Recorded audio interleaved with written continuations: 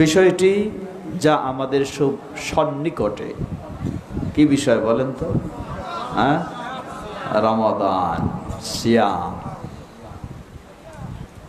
হয়তো বলবেন যে এটা তো আমাদের জানা আছে, কোনো সন্দেহ নেই। মুমিনদের বৈশিষ্ট্য হলো, আল্লাহ বলেন ফাযাক্কির ফাইন্নায-যিকরা ওয়াযাক্কির ফাইন্নায-যিকরা তানফাউল মুমিনিন। স্মরণ করে দাও, উপদেশ দাও, কারণ মুমিনেরাই উপদেশ থেকে উপকৃত হয়। আল্লাহ আমাদের উপকৃত হওয়ার তৌফিক দান করুন। রমাদানের সিয়াম আমরা অনেক সময় দেখেছি, এই মাসটির বর্ণনা দিতে গিয়ে রমাদানের সময়সূচিতে উল্লেখ করা হয়। তার আগে একটু স্মরণ করে দিই, এবার একটি আনন্দের সংবাদ বলুন আগে আলহামদুলিল্লাহ। এখন বলবেন কি আনন্দের সংবাদ? রমজান মাসে আমাদের একটা গ্যাঞ্জাম তৈরি হয়ে যায়। কি গ্যাঞ্জাম? তাহলে ইফতারের আজান কখন হবে, ইফতার কখন করব? বাংলাদেশ সরকারের আবহাওয়া দফতরের তথ্য অনুযায়ী সূর্য যখন অস্ত যায়, হাদিসের নির্দেশ অনুযায়ী সূর্য অস্ত গেলেই ওয়াজাবাল ফিতরু, ইফতার করা ওয়াজিব হয়ে যায়, আর বিলম্বের সুযোগ নেই। তাই আহলুল হাদিসেরা যখন নিশ্চিত এই তথ্যটি জানে, তারা সাথে সাথে ইফতার করার চেষ্টা করে। এটি ইসলামের নির্দেশ। কিন্তু আমাদের অন্য ভাইয়েরা তারা একটু অনিশ্চয়তা ভোগেন বেশি। তাই নিশ্চিত হওয়ার জন্য কমপক্ষে কয় মিনিট? 3 মিনিট বিলম্ব করেন, 3 থেকে 5 পর্যন্ত। এই বিলম্ব করে তারপর তারা ইফতার করেন।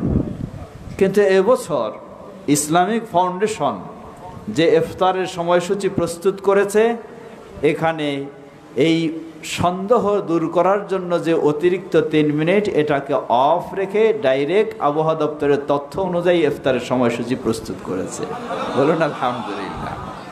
এমনকি ইসলামিক ফাউন্ডেশন সকল জেলায় নির্দেশ দিয়ে দিয়েছে যে আপন আপন জেলায় আবহাওয়া দপ্তরের তথ্য অনুযায়ী সন্দেহ দূর করার বা অতিরিক্ত 3 মিনিট বাদ রেখে সেই তথ্য অনুযায়ী আপনারা আপন আপন জেলায় ইফতারের সময়সূচি প্রস্তুত করবেন। তো বলুন আলহামদুলিল্লাহ। এটি একটি বড় বলবো আমরা সুসংবাদ। সুসংবাদ 2 দিক থেকে। এক হলো রাসূল সাল্লাল্লাহু আলাইহি ওয়াসাল্লাম তিনি সুসংবাদ দিয়েছেন, তিনি বলেছেন ততদিন এই মানুষ কল্যাণে থাকবে যতদিন সময় হওয়ার সাথে সাথেই ইফতার করবে, বিলম্ব করবে না। এই দিক থেকে সকলের জন্য, আহলুল হাদিস বলুন আর হানাফি বলুন, সকল মুসলিমের জন্য এটা সুসংবাদ যে সময় হওয়ার সাথে সাথে ইফতারের সুযোগটা পাওয়া গেল, আলহামদুলিল্লাহ। অপরদিকে বিশেষ করে যেখানে চতুর্দিকে অন্য মসজিদ, মাঝে যদি একটি আহলুল হাদিস মসজিদ হয়, অনেক সমস্যায় থাকতে হয় কোন দিক থেকে কোন ঝড় আসে। কিন্তু আল্লাহর রহমতে একই সাথে আজান হবে, কোনো অসুবিধা হবে না ইনশাআল্লাহ। আল্লাহর কাছে বেশি বেশি দোয়া করা উচিত, আল্লাহ যেন এই সংস্কার, যেই সংস্কার চলছে গোটা দেশ যেন তাওহীদ ও সুন্নাহর পথে সংস্কার হয়ে এগিয়ে আসে। বলুন আল্লাহুম্মা আমিন। রমাদান ঠিক তেমনইভাবে রমাদানের প্রচারপত্রগুলিতে আমরা দেখি রমাদানের ফজিলত বর্ণনা করা হয়। আউয়ালুহু রাহমাতুন, আওসাতুহু মাগফিরাতুন, আখিরুহু ইতকুম মিনান নার। কথা শুনবেন, বুঝবেন। প্রথমটা হলো রহমত, মাঝের দশক কি? মাগফিরাত। শেষ দশক কি? নাজাত। এর মানে কি বোঝা যায়? এর মানে বোঝা যায় প্রথম দশকে রহমত আছে, বাকি 2 দশকে রহমত নাই। মাঝের দশকে মাগফিরাত আছে, প্রথম আর শেষ দশকে মাগফিরাত নাই। শেষ দশকে নাজাত আছে, প্রথম 2 দশকে নাজাত নাই। তাই তো বিষয়টা নাকি? সুতরাং এই হাদিস দিয়ে আসলেই রমাদান মাসের মর্যাদা বৃদ্ধি হয়নি, বরং রমাদান মাসের মর্যাদা এই হাদিস দিয়ে কমে গেছে। কারণ গোটা মাসটাই আল্লাহ দিয়েছেন বিশেষ রহমতের। গোটা মাসটাই আল্লাহ দিয়েছেন বিশেষ মাগফিরাতের, গোটা মাসটাই আল্লাহ দিয়েছেন বিশেষভাবে জাহান্নাম থেকে মুক্তির। বলুন সুবহানাল্লাহ। তাহলে এ হলো রমজানের মর্যাদা। কিন্তু এই হাদিসে যখন ভাগ ভাগ করে দেওয়া হলো, এটি যেন প্রকারান্তরে রমাদানের মর্যাদাকে কমিয়ে দেওয়া হয়েছে। বাস্তবে এই কারণটা কি? কারণ হলো দুটি। প্রথম, এই হাদিসটি সনদের দিক থেকে সহি নয়। হাদিসটি সনদের দিক থেকে সহি নয়। যদি সহি না হয় তাহলে সহি তথ্যও পাওয়া যাবে না। দ্বিতীয়, অসংখ্য সহি হাদিসের পরিপন্থী। সহিহুল বুখারীর হাদিসে এসেছে, রাসূলুল্লাহ সাল্লাল্লাহু আলাইহি ওয়াসাল্লাম বলেন, যখনই রমাদান শুরু হয়, ফুতিহাত আবওয়াবুর রাহমা, রহমতের দরজা খুলে দেওয়া হয়। কতদিন চলে? গোটা মাস। বলুন সুবহানাল্লাহ। গোটা মাসটাই বিশেষ রহমতের। মাগফিরাত, যা আমরা সবাই জানি, আল্লাহ রাসূল সাল্লাল্লাহু আলাইহি ওয়াসাল্লাম বলেন, মান সামা রমাদানা ঈমানান ওয়া ইহতিসাবা গুফিরা লাহু মা তাকদ্দামা মিন যামবি। যে ব্যক্তি ঈমানের সাথে সওয়াবের আশায় রমাদানের সিয়াম পালন করে, তাহলে তার অতীতের সব গুনাহগুলিকে ক্ষমা করে দেওয়া হয়। কয়দিন? শুধু মাঝের দশক না, হ্যাঁ? সিয়াম কয়দিন? সিয়াম তো 30 দিনে, গোটা মাসেই। সুতরাং গোটা মাসেই কি বিশেষ মাগফিরাত। গোটা মাসটাই হলো বিশেষ মাগফিরাতের। অন্য হাদিস, যেটি তিরমিজির হাদিসটি সহিহ, আল্লাহ রাসূল সাল্লাল্লাহু আলাইহি ওয়াসাল্লাম বলেন, রমাদান যখন শুরু হয়, শুরুতেই আল্লাহর পক্ষ থেকে বিশেষ ফেরেশতা অবতরণ করে ঘোষণা দেন, বলেন, ইয়া বাগিয়াল খাইরে আকবিল, হে কল্যাণকামী, সামনে অগ্রসর হও। এখন হলো মৌসুম, সুযোগ বিশেষ। ইয়া বাগিয়াশ শাররে আকসর, হে অকল্যাণকামী, থেমে যাও। এই রমাদান মাসে তুমি খারাপ কাজ করবে, এটি শোভা পায় না। ওয়ালিল্লাহি উতাকাউ মিনান নার ওয়া যালিকা ফি কুল্লি লাইলাতিন মির রমাদান। আর আল্লাহ সুবহানাহু ওয়া তাআলার পক্ষ থেকে রমাদানের প্রতিটি রাতে জাহান্নাম থেকে বিশেষভাবে মুক্তি দান করা হয়। সুবহানাল্লাহ। প্রতিটি রাতে, মানে কি শেষ দশক? একদম প্রথম রাত থেকে। আল্লাহ আমাদেরকে সামনেই যে রমাদান মর্যাদাপূর্ণ, আমরা যেন সুস্থতার সাথে, ঈমানের সাথে এই রমাদান পেয়ে রমাদানের যে মূল্যায়ন করা দরকার, আল্লাহর নৈকট্য অর্জন করা, জান্নাত নিশ্চিত করে নেওয়া, আমরা যেন সেটি পালন করতে পারি। আল্লাহ আমাদের সকলকে সে তৌফিক দান করুন। প্রিয় ভাইরা আমার, এবার ফিরে আসি রমাদানের সিয়াম। ফরজ না নফল? ফরজ। কাদের জন্য ফরজ? প্রথম হলো মুসলিম। কি হতে হবে? মুসলিম। দ্বিতীয় হলো প্রাপ্তবয়স্ক। প্রাপ্তবয়স্ক মানে যে অপ্রাপ্তবয়স্ক, তার জন্য সিয়াম ফরজ নয়। এর অর্থ এই নয় যে প্রাপ্তবয়স্ক হয়নি তার রমাদানের সিয়াম রাখা জায়েজ নেই, তা নয়। তার জন্য ফরজ নয়, কিন্তু রাখা জায়েজ রয়েছে। বরং প্রশিক্ষণমূলক তাকে রাখানোর ব্যবস্থা নিতে হবে। আমরা অনেক সময় দেখি আমাদের সন্তানেরা কেউ এইচএসসি পরীক্ষা দেয়, এসএসসি পরীক্ষা দেয়, বাবা মা সন্তানের প্রতি এত সদয় হয়, বলে যদি তুমি এই রমাদান মাসে সিয়াম পালন করো তোমার পড়ালেখা নষ্ট হয়ে যাবে, তোমার ফলাফল ভালো হবে না। এই বলে সন্তানকে রমাদানের ফরজ সিয়াম থেকে বিরত রাখে। লা হাওলা ওয়ালা কুওয়াতা ইল্লা বিল্লাহ। কোন মুসলিমের জন্য এটি বৈধ হতে পারে না। আপনি কি জানেন আপনার মতো আপনার সন্তান 50, 60, 70 বছর বয়স পর্যন্ত পৌঁছবে, তারপর সে বিদায় নেবে? হতে পারে তার পরীক্ষা আসার আগেই তার বিদায় ঘটে যেতে পারে। তাহলে কোন অবস্থায় তাকে আপনি ফেলে দিলেন? একটু ভাবুন।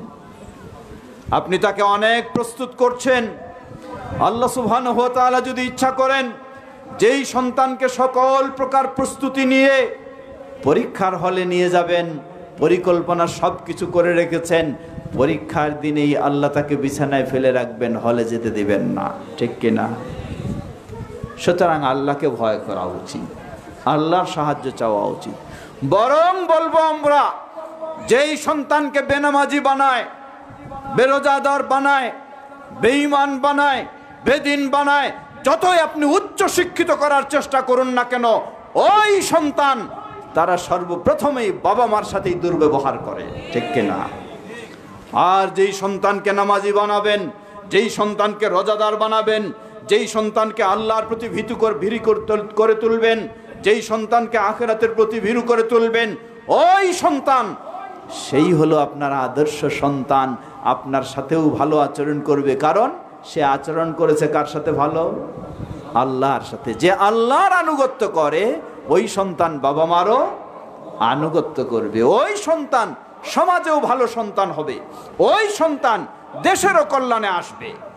আজকে আমাদের এই আল মাহাদ সালাফি সেই আহ্বানে জানাচ্ছে আমাদের সন্তানদেরকে সেভাবেই গড়ে তুলতে হবে।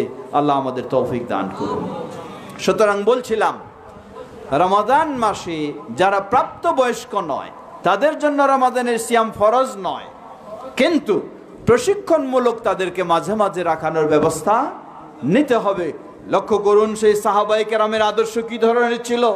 পর্দার আলের মা বোনেরা শুনবেন, একজন মহিলা সাহাবী, হাদিসটি সহিহুল বুখারীর, প্রথম হিজরিতে রমাদানের সিয়াম ছিল না। রমাদানের সিয়াম শুরু হয়েছে দ্বিতীয় হিজরি থেকে। প্রথম হিজরিতে ছিল আশুরায়ে মুহররমের সিয়ামের নির্দেশ যখন দেওয়া হয়। এই আশুরায়ে মুহররমের সিয়ামের নির্দেশ দেওয়া হলে মহিলা সাহাবী তিনি বলছেন, আমরা বড় মানুষেরা সিয়াম পালন করলাম, কিন্তু ছোট বাচ্চা যারা অপ্রাপ্তবয়স্ক তাদেরকেও আমরা সিয়াম রাখালাম। ছোট মানুষ একটু পরে খিদা লাগে, মায়ের কাছে চলে আসে। মা বললেন, আমার কাছে যখন আমাদের কাছে আসতো আমরা কিছু খেলনা প্রস্তুত করে তাদের হাতে দিতাম, খেলনা পেয়ে খাওয়ার কথা ভুলে যেত, এভাবে ইফতার পর্যন্ত নিয়ে যেতাম, তারপরে আমরা তাদের সামনে খাওয়া প্রস্তুত করে দিতাম। সুবহানাল্লাহ। এই ছিল তাদের প্রস্তুতি, এই ছিল তাদের প্রশিক্ষণ, যার কারণে পৃথিবীর বুকে সেরা মানুষ হলেন সাহাবায়ে কেরাম। তাদের কাছে যারা গড়ে উঠেছেন তারাও হলেন সেই সেরা। অতএব দ্বিতীয় বিষয় বলছিলাম আমরা, প্রাপ্তবয়স্ক হওয়া। প্রাপ্তবয়স্ক হলে তো তার জন্য ফরজ। যার প্রাপ্তবয়স্ক হয়নি যে কিন্তু সামর্থ্য রাখে, তাকে প্রশিক্ষণমূলক অবশ্যই চেষ্টা করানো উচিত। তৃতীয়, সুস্থ ব্যক্তি। সুস্থ মানে সুস্থ দুই ধরনের, অসুস্থ দুই ধরনের। অসুস্থ ব্যক্তির জন্য সিয়াম রমাদান মাসে ফরজ নয়, তার জন্য ছাড় রয়েছে। যদি রমাদান মাসে এমন অসুস্থ, অক্ষম, অপারগ, পারছে না, যদি আশা করা যায় তিনি পরে সুস্থ হয়ে যাবেন রমাদানের পরে, তাহলে তিনি এখন সিয়াম রাখবেন না, রমাদানের পরে যখন সুস্থ হবেন তখন সেই সিয়াম পূর্ণ করবেন। আর যদি এমন হয় যে একেবারেই এমন অসুস্থ, কোনো সুস্থতার আশা করা যায় না, যেমন কিডনির রোগী, ভয়াবহ রোগ, এই ধরনের যদি হয়ে থাকে, তাহলে তার জন্য নিয়ম হলো ইতআম, প্রতিদিনের বিনিময়ে একজন দরিদ্র মানুষকে খাওয়ানো।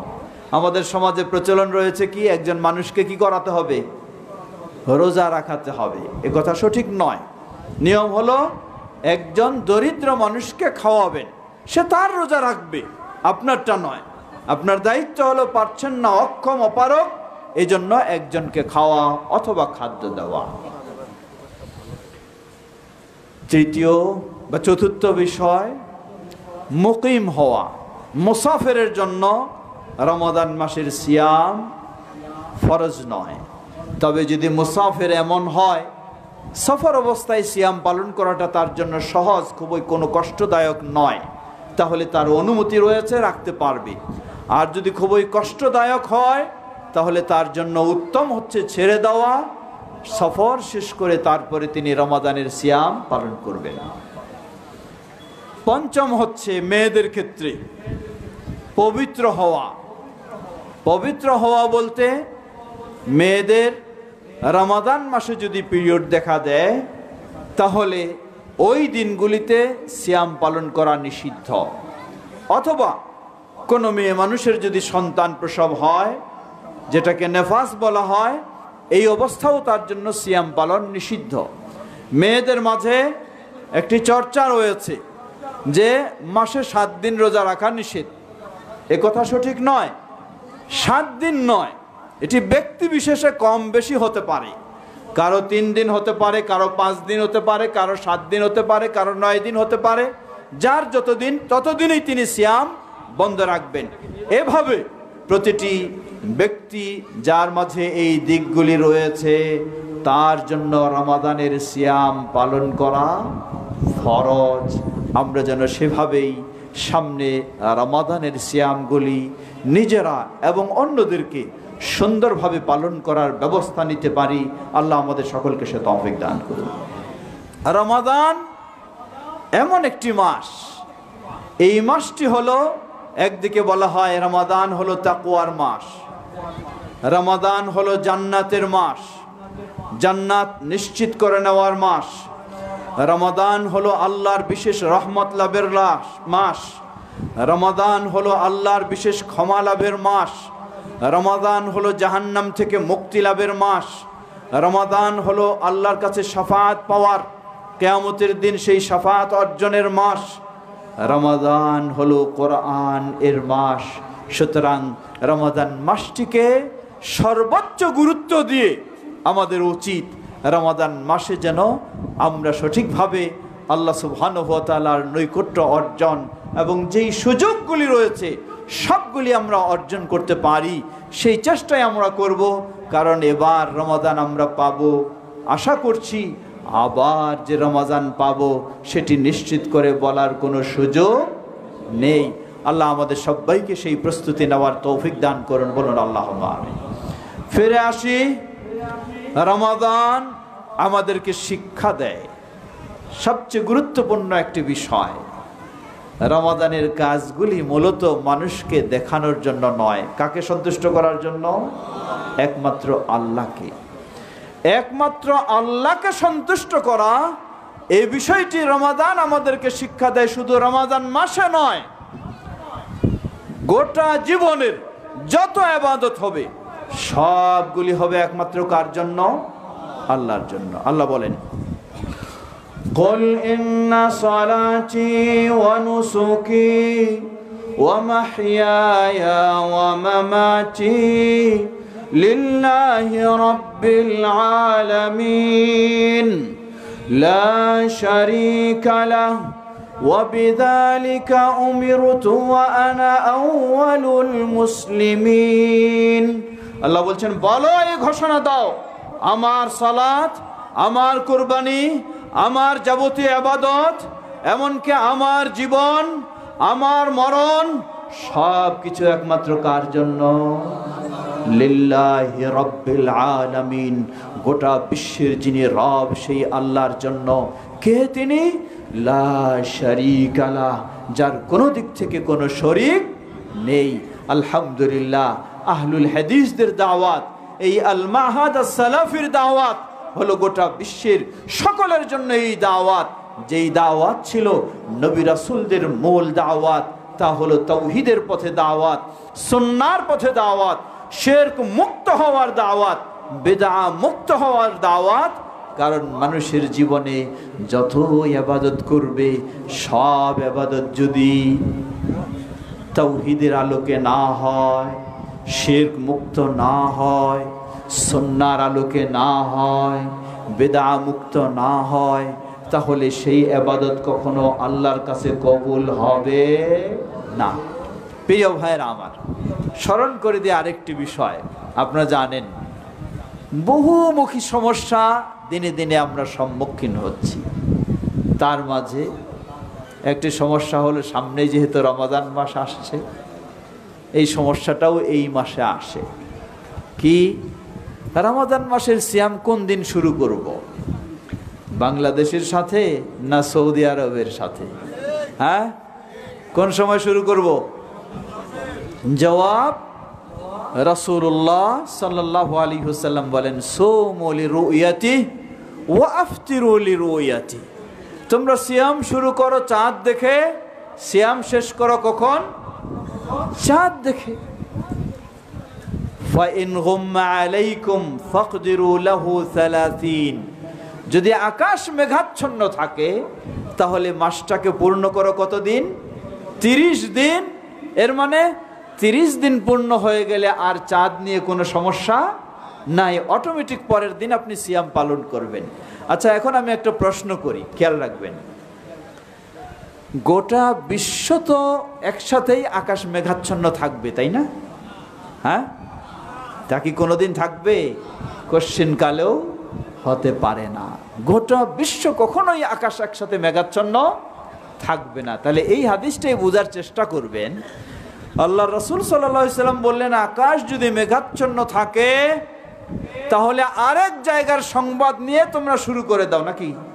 হ্যাঁ, এটা বলেন নাই। বলেছেন আকাশ যদি মেঘাচ্ছন্ন থাকে আর কোনো টেনশনে যাওয়ার দরকার নাই, মাসটাকে কি করো? 30 দিনে পূর্ণ করে পরের দিন নতুন মাস শুরু করো, হয় রমাদান নয় শাওয়াল। এই হাদিস যারা আজকে বাধ্য করছে, বিশৃঙ্খলা সৃষ্টি করছে সৌদির সাথে বা অন্য সময়ের সাথে সিয়াম পালন করতে বাংলাদেশের মানুষকে, আসলেই তাদের উদ্দেশ্য আমি মনে করি একটি বিশৃঙ্খলা সৃষ্টি করা ছাড়া কিছুই নয়।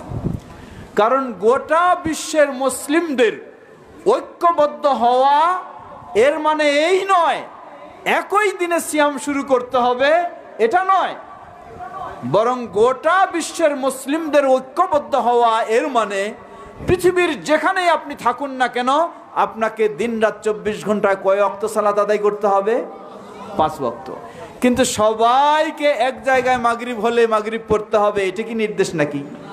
এটা কোনোদিনও সম্ভব নয়। এটি ঐক্যের মাপকাঠি নয়। ঐক্যের মাপকাঠি আপনি যদি মুসলিম বলে দাবি করেন, আপনাকে দিন রাত 24 ঘন্টায় আপনার জায়গায় সময় অনুযায়ী 5 ওয়াক্ত সালাত আদায় করতে হবে। সুতরাং পৃথিবীর যে কোনো জায়গায় থাকুন না কেন, আপনি যদি মুসলিম হিসাবে দাবি করেন, আপনাকে রমাদানের চাঁদ দেখে রমাদানের সিয়াম শুরু করতে হবে, রমাদান মাস আপনি পূর্ণ সিয়াম পালন করবেন। কিন্তু অন্য জায়গার সময় আপনাকে যেভাবেই হোক জেনে সেখানের সাথে মিলিয়ে করতে হবে। ইসলাম এত জটিল কখনো করে দেয় না। এটাকে কেন্দ্র করে আরো কিছু উদ্ভট কথাও তারা বলে থাকেন। তারা বলেন মানুষ তো কিছু দুর্বল। কোন জায়গায় দুর্বল? লাইলাতুল কদরের কাছে দুর্বল। বলে যে তাহলে কি গোটা বিশ্বে একাধিক লাইলাতুল কদর হবে? জবাব, যদি গোটা বিশ্বে একাধিক লাইলাতুল কদরেরও প্রয়োজন দেখা দেয়, আল্লাহ দিতে সক্ষম না অক্ষম? অবশ্যই আল্লাহ সক্ষম, কখনো অক্ষম নয়। সুতরাং আমরা বলবো, আপনি যদি একই দিনেও সিয়াম পালন করেন, শুরু করেন অন্যের সংবাদ নিয়ে, তবু কিয়ামত পর্যন্ত আপনি একই সময়ে লাইলাতুল কদরের ইবাদত করতে পারবেন না। পারবেন না কিয়ামত পর্যন্ত। বলেন কেমনে? সর্বপ্রথম পৃথিবীতে চাঁদ দেখা দেয় পশ্চিমাঞ্চলে, সৌদি আরবে নয়। সৌদি আমাদের পশ্চিমে, কিন্তু সৌদিরও পশ্চিমে প্রতি বছর একদিন আগে চাঁদ দেখা যায়। সৌদিরও পশ্চিমে প্রতি বছর একদিন আগে চাঁদ দেখা যায়। তাহলে সেই সময়টা নিয়েও যদি আপনি বাংলাদেশেও শুরু করেন, ধরে নেন আমেরিকায় সৌদি আরবের আগেও প্রায় চাঁদ দেখা যায়, সেখানকার সময়টা নিয়ে আপনি বাংলাদেশে সিয়াম শুরু করলেন, রোজা রাখা শুরু করলেন, আপনি কি কোনো দিন সম্ভব হবে আমেরিকার চাঁদ দেখার সংবাদ নিয়েও যখন আপনি রোজা রাখা শুরু করবেন, একই সময়ে কি আপনি কদরের ইবাদত করতে পারবেন? জীবনেও পারবেন না। কেন পারবেন না? কদরের ইবাদতের সময় কি 24 ঘন্টা? না। আল্লাহ বলছেন হাত্তা মাতলাইল ফজর, সূর্য অস্ত যাওয়া থেকে ফজর হওয়া পর্যন্ত এই সময়টুকু হলো কদরের রাতের ইবাদতের সময়। এই সূর্য অস্ত থেকে ফজর হওয়া পর্যন্ত এই সময়টুকু যখন আমেরিকার মানুষদের জন্য হবে, বাংলাদেশে তখন তো আল্লাহুম্মা ইন্নাকা আফুউন তুহিব্বুল আফওয়া ফাআফু আন্নি বলে দোয়া করবেন নাকি? হ্যাঁ, সুযোগ আছে? রাত না দিন? আপনি দিনের মধ্যে থাকবেন, তাহলে কিয়ামত পর্যন্ত এই সময়টা নিয়েও যদি আপনি শুরু করেন, কিয়ামত পর্যন্ত একই সময়ে কদরের ইবাদত সম্ভব হবে না, কোনোদিন হবে না। তাহলে পথ কি? পথ তারা তাদের চাঁদ দেখা অনুযায়ী, সময় অনুযায়ী কদরের রাতের ইবাদত করবে, আমরা আমাদের সময় অনুযায়ী চাঁদ দেখা অনুযায়ী কদরের ইবাদত করব। এটাই ইসলামের বিধান। বলবেন দলিল কি? দলিল সহিহুল বুখারীর আরেক হাদিস লক্ষ্য করুন। আল্লাহ রাসূল সাল্লাল্লাহু আলাইহি ওয়াসাল্লাম বলেন, ইন্নাল্লাহা তাবারাকা ওয়া তাআলা ইয়ানজিলু ইলা সামাঈদ দুনিয়া হিনা ইয়াবকা সুলুসুল লাইলিল আখির। সহিহুল বুখারীর হাদিস। রাতের শেষ তৃতীয়াংশ যখন বাকি থাকে, তখন আল্লাহ সুবহানাহু ওয়া তাআলা পৃথিবীর আসমানে অবতরণ করেন। অবতরণ করে সুসংবাদ দেন, আহ্বান জানান, কে আছো আমার কাছে ক্ষমা চাইবে, আমি তাকে ক্ষমা করে দেব। কে আছো আমার কাছে সাহায্য চাইবে, আমি তাকে সাহায্য দেব। কে আছো আমার কাছে রিজক চাইবে, আমি তাকে রিজক দান করব। সুবহানাল্লাহ। এই সুযোগটি কার? বাংলাদেশের মানুষের জন্য শুধু নাকি? না শুধু সৌদি আরবের মানুষের জন্য, না আমেরিকার মানুষের জন্য? জবাব, এই সুযোগ গোটা বিশ্বের মানুষের জন্য। কিন্তু কেমনে লাভ করবে? সৌদি আরবের মানুষেরা যখন রাতের শেষ তৃতীয়াংশ ইবাদত করবে, বাংলাদেশে তো তখন সূর্য উঠেই গেছে। তাহলে আপনি কেমনে ওই সময়টাতে মিলাবেন? সৌদি আরবের অপেক্ষায় যদি আপনি থাকেন, কিয়ামত পর্যন্ত এই সুযোগটা নিতে পারবেন না। তাহলে উপায় কি? উপায়, সৌদি আরবের মানুষদের যখন রাতের এক তৃতীয়াংশ আসবে, তারা তখন আল্লাহর কাছে কাঁদবে। বাংলাদেশের মানুষের জন্য যখন রাতের এক তৃতীয়াংশ আসবে, তারা তখন আল্লাহর কাছে কাঁদবে। ঠিক একইভাবে হলো কদরের রাতের বিষয়টি। সুতরাং এই বিশৃঙ্খলা, বিভ্রান্তির দিকে আমরা কখনোই যাব না। আজকে লক্ষ্য করুন কি আশ্চর্যের বিষয়। আমাদের ভাইয়েরা বলে সৌদি আরবের সাথে আপনাকে করতে হবে, এটি তো ইসলামের নির্দেশ নয়। এক। দুই নম্বর, সৌদি আরবে কি সিস্টেমে তারা সিয়াম পালন করে? সৌদি আরবের, একটু আগেই বলেছি, প্রতি বছরই সৌদি আরবের একদিন আগে পশ্চিমাঞ্চলে চাঁদ দেখা যায়, কিন্তু কখনো সৌদি আরব ওই চাঁদ গ্রহণ করে না। ওই সংবাদ গ্রহণ করে সৌদি আরব কখনো করে না। সৌদি আরব নিজের দেশে চাঁদ দেখে, তারপর রাষ্ট্রীয়ভাবে ঘোষণা দেয়, এরপরে ইবাদত করে। তাহলে আমরাও তো সেটাই করছি কিনা? সেটাই আমরা আমাদের দেশে চাঁদ দেখছি, তারপর ঘোষণা হয়, সেই অনুযায়ী সিয়াম হয়। তাহলে কেন আপনি সৌদি আরবের নিয়মেই তো এখানেও ফলো হচ্ছে, সেটাই সেই অনুযায়ী হচ্ছে দলিলের আলোকে। সুতরাং আমরা বলবো এই বিশৃঙ্খলার দিকে নয়। ঠিক তেমনিভাবে হাদিস অস্বীকারী আরও কত রকমের বিশৃঙ্খলা আসবে। আপনাকে অবশ্যই সব ক্ষেত্রে সচেতন থাকতে হবে। দুটি দিক মনে রাখতে হবে। এক হলো কোরআন এবং সুন্নাহর আলোকে আপনি সবসময় চলার চেষ্টা করবেন। কোরআন ও সুন্নাহকে রাসূল সাল্লাল্লাহু আলাইহি ওয়াসাল্লামের সাহাবায়ে কেরামদের বুঝ অনুযায়ী বোঝার চেষ্টা করবেন। দ্বিতীয়, সব সময় ঐক্যবদ্ধ হয়ে থাকার চেষ্টা করবেন, জামায়াতবদ্ধ হয়ে থাকার চেষ্টা করবেন। বাংলাদেশ জমিয়তে আহলে হাদিস সেই আহ্বানে জানায়।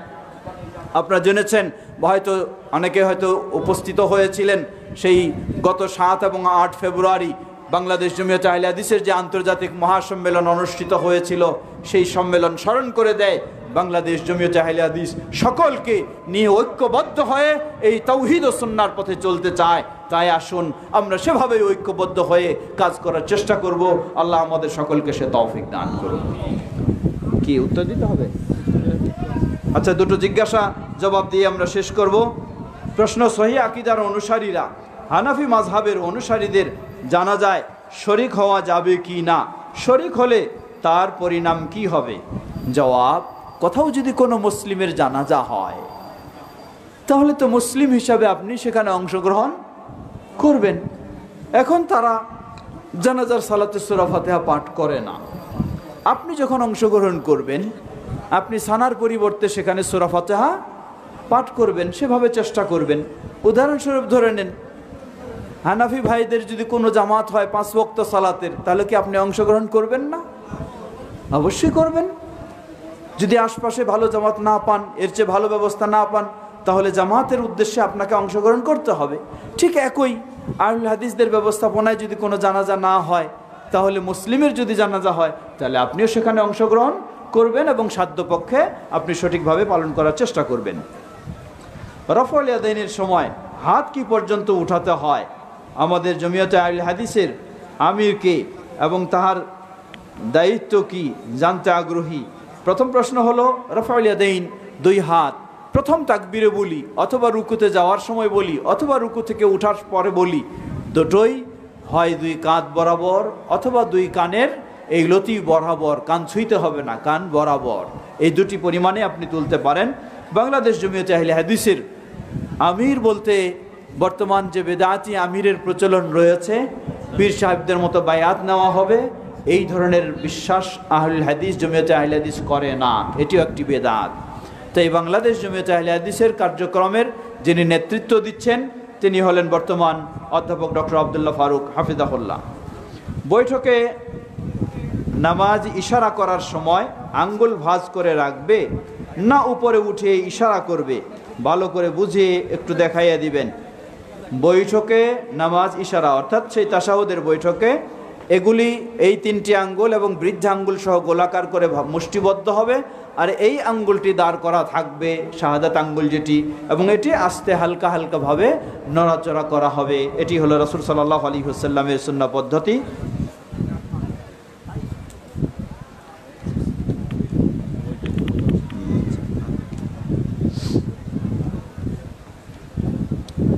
প্রশ্ন করেছেন রাসূল সাল্লাল্লাহু আলাইহি ওয়াসাল্লাম জান্নাতে